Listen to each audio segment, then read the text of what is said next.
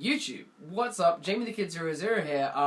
What you should be about to watch is a Gishki deck profile, a Zielgigas turbo deck profile that I recorded quite a while ago while I was a bit ill, so please forgive any bunginess in it.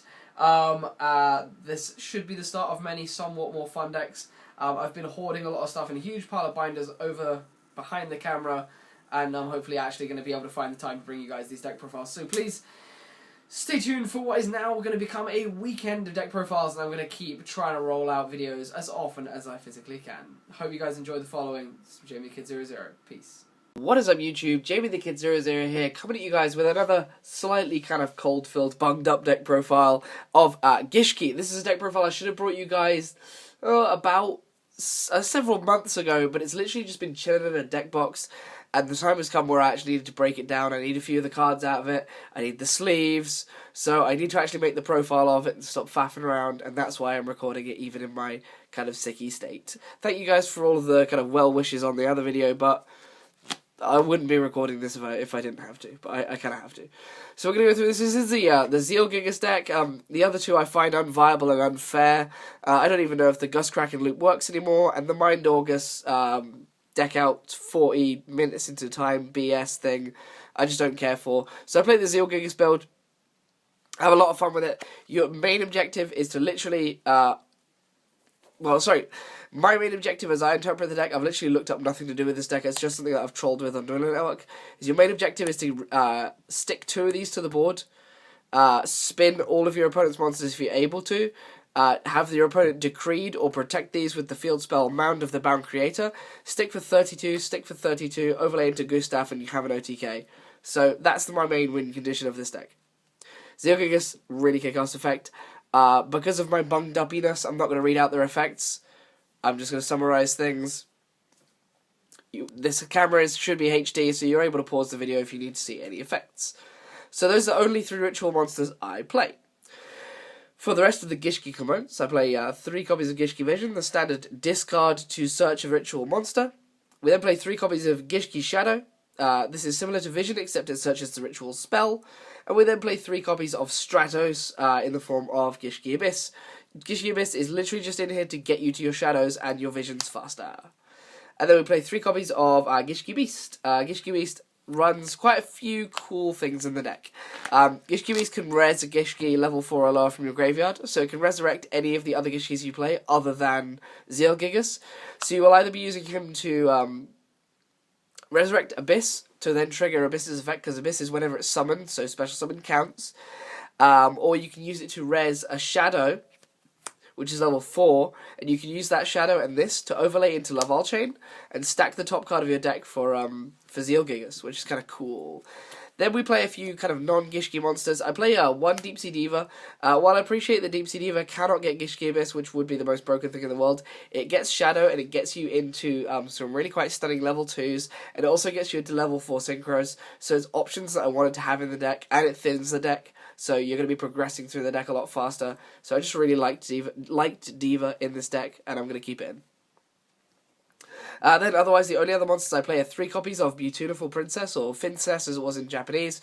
Fincess is literally in here just to summon, banish, and then get to your Gishki Abyss even faster. That's literally the only reason we play her, and it's worked out so far. Like, it's just, you want to keep this deck as consistent as possible, and you want to get to your missing pieces as fast as possible to set up your combos. So you're just going to be summoning your Princess and banishing it for the Abyss.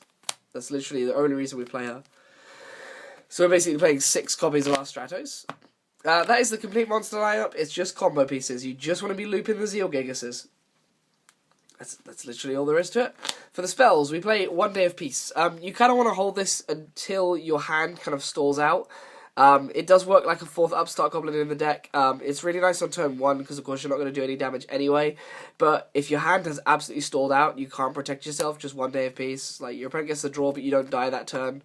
So it gives you an extra turn to kind of get your combo off, because you can remove some really serious threats when you loop Zielgigas. So 1 Day is a really useful card. 1 for 1, we literally play 1 for 1 to get this. So we play a 7th way into our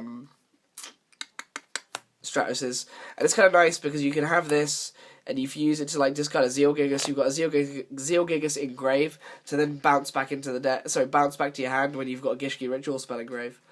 Then for the 2-ofs, I play 2 Marie of Greed. I'm still not sure how I feel about this card. Sometimes you get cloggy hands with multiple ritual monsters in it, so you just want to put them all back, and that's why Marie is in here. Like, it's not a bad card, but there are the odd occasion where I guess I wish it was something else, but it fills the void. It keeps the deck consistent.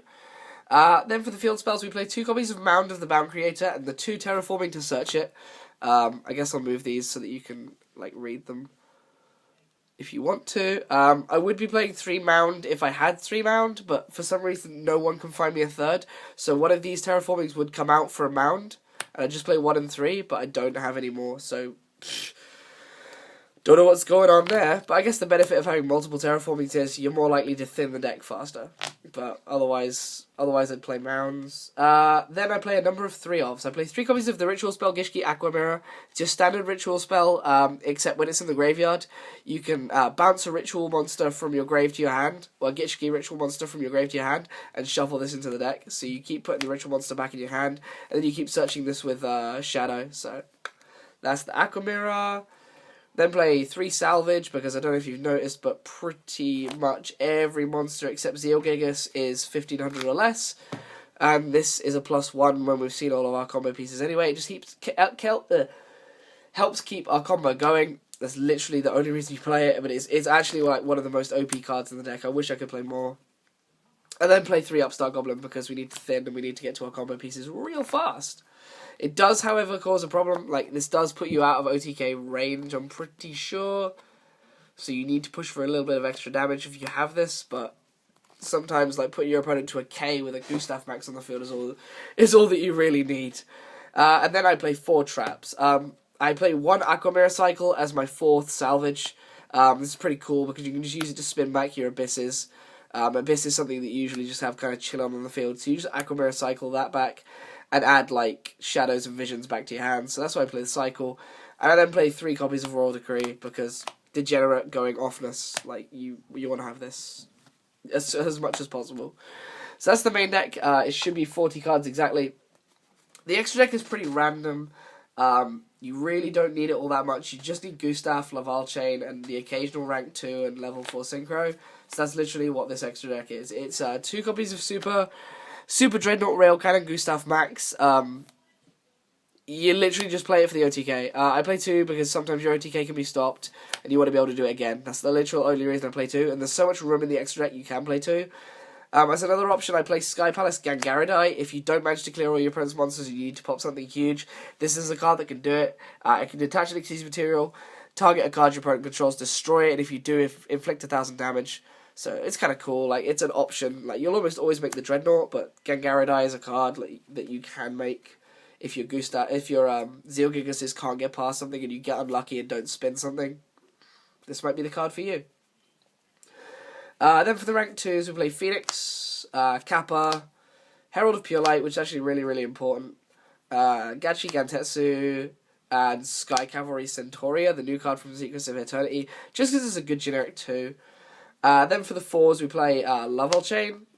You really need this to set up the top card of your deck for Zielgigas. That's literally the only reason you play this, but setting up the top card is stupidly important, because it means you are guaranteed spin, so why the hell not? Enite, Castell, this should be a Dweller, but I don't have a Dweller yet. For some reason my ones have still gone missing, I can't find them. But Castell is there as a problem solver for now. I'm playing 2 Downer, so like, I guess I could cut one of these for a Dweller instead. Like, these are just in here to go over the rank 2s, because the rank 2s are really small. You usually put this over Herald when Herald has done its job. And then for the level 4 Synchros, we play Armory Arm and Herald of the Arclight, because this is a ritual deck. So guys, I've had to keep this kind of quick because, you know, sicky voice and whatnot, and I'm sorry if you guys have kind of not enjoyed the way I sound, but I really needed to get this profile before I took it apart. I hope you've all enjoyed. As per usual, please feel free to leave a like if you enjoyed the video, subscribe if you want to see more of the same, leave me a comment down below if you want to ask me any questions, and share this with your friends if you think they would benefit from this. It's something a bit different from the usual tripe I bring you guys. As per usual, this is Jamie the Kid 00, and I'll see you guys whenever I see you. Peace out.